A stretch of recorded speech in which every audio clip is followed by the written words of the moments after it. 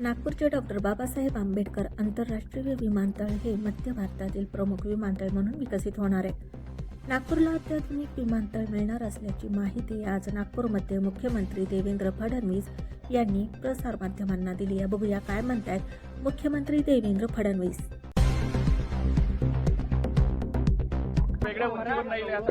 निश्चितपणे नागपूर मला असं वाटतं की मध्य भारताचं एक प्रमुख एअरपोर्ट म्हणून आता नागपूर एअरपोर्टकडे पाहिलं जाईल.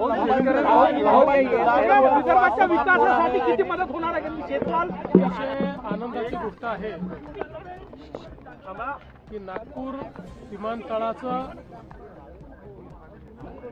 ब्राऊनफील्ड प्रोजेक्ट ज्यामध्ये अतिशय आधुनिक अशा प्रकारचं विमानतळ होणार आहे.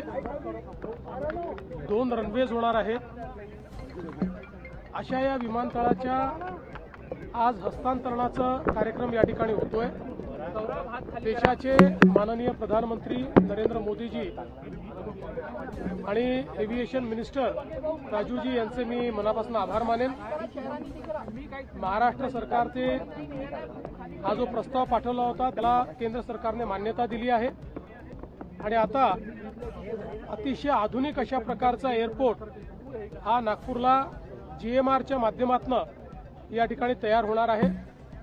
त्यामुळे आज आम्ही सगळे आनंदी आहोत की नागपूरला नवीन एअरपोर्ट मिळतो. समृद्धीनंतर हा एअरपोर्ट सगळ्यात महत्त्वाचा विदर्भाच्या दृष्टीने असणार आहे. मुळातच आपल्याला कल्पना आहे की आपण जो कार्गो हबचा प्रोजेक्ट इतके वर्ष करत होतो त्याच्यामध्ये एअरपोर्ट हा सगळ्यात महत्त्वाचा घटक होता, पण तोच मागे राहिला होता.